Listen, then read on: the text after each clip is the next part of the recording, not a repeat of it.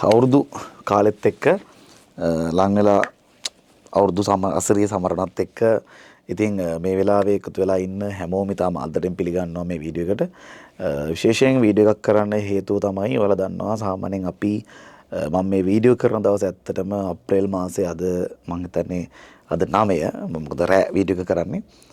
එතකොට මේ කාලය තුලත් අපි ගත්තොත් එහෙම සාමාන්‍යයෙන් අපි ජනවාරි පෙබරවාරි මාර්තු කියන කාලේ අපි ඇවිල්ලා අප්‍රේල් මාසේ අපි දන්නවා සාමාන්‍යයෙන් අප්‍රේල් මැද වෙනකොට මේ ජනවාරි පෙබරවාරි මාර්තු ඒ අරන් ආව කොටස් ටික ඉතුරු කරගන්නවා අපි සති දෙකකට මෙහිනා වෙන්න හදා ගන්නවා මේ අප්‍රේල් මාසෙත් එක්ක. ඉතින් එතකොට මේ අපි දැක්ක දෙයක් තමයි මේ දවස්වල ළමයි සහ අපේ දෙමාපියෝ තාම අවුරුදු සමරන්න එක එකට යනවා දුවනවා රිදි ගන්නවා යනවා ගෙවල් වලුත් දෙඩිය කරනවා ඒ හැමදේම කරනවා. හැබැයි අපි දන්නේ නැති දෙයක් තමයි ඇත්තටම මේ වෙලාවේ අපි දරුන්ගේ පැත්තෙන් ගත්තොත් එහෙමලා ෆස්ට් ටර්ම් එකකට සෙට් වෙන ගමන් ඒ කියන්නේ ෆස්ට් ටර්ම් එක ලියන්න ඉන්න ගමන් ඉන්නේ. එතකොට මේ කාලය ඇතුළත අපි බලන්න ඕන දෙයක් තමයි දැන් අපිට ඇත්තටම ජනවාරි මාසේ පෙබරවාරි මාසේ මාර්තු මාසේ මොනවද කරේ කියලාත් මතක නැහැ. ඒ තරම් ඉක්මනට ස්පීඩ් එකට ගිහිල්ලානේ මේක. ඉතින් ඒ නිසායි මම කියන්නේ අපි අවුරුදු සමරන්න ඕන. මම මේ දවස් ටිකේ මම පන්තිවල කතා කරන දෙයක් තමයි අපි අවුරුදු සෙලිබ්‍රේට් කරන්න ඕන නේද? යන්න ඕන පොඩි ෆන් එකක් දාන්න ඕන. හැමදාම එකතු වෙන්නේ නැහැනේ. ඉතින් ඒ හින්දා මම මේ වීඩියෝ එක විශේෂයෙන්ම කරන්නේ මගේ ආදරණීය දෙමව්පියෝ සහ දරුවන්ට අපි සාමාන්‍යයෙන් අපි හැමදාම එකපාර එක වගේ හැමදාම ඉන්නේ නැහැනේ.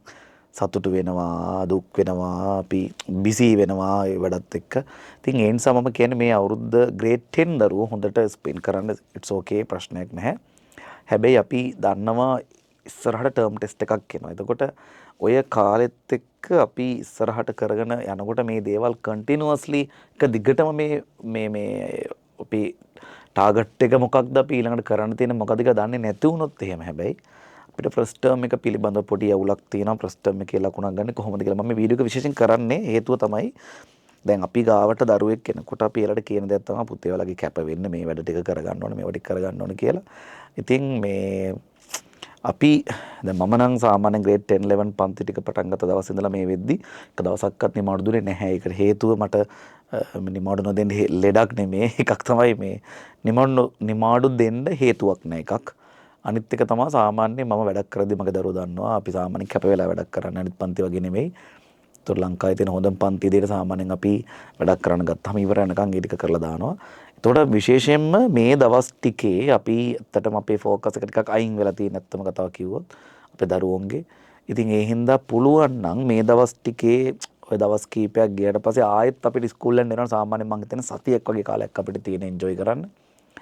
ඉතින් ග්‍රේඩ් 10 11 දරුවන්ගේ ගත්තොත් එයාලගේ ටර්ම් ටෙස්ට් එක ළඟ නිසා මම අපේ ආදරණීය දරුවන්ට මතක් කරන්නේ ඔයාලා එන්ජොයි කරන්න ඒක ප්‍රශ්නයක් නෑ. නමුත් ඔයාලගේ ටාගට් එක මතක් කරන්න එපා. මම හැමදාම කියන එකක් තමයි දුර දකින්න ටාගට් එක දුර දැකලා ඒ ටික කඩා ගන්න පිළිවෙල ලස්සනට.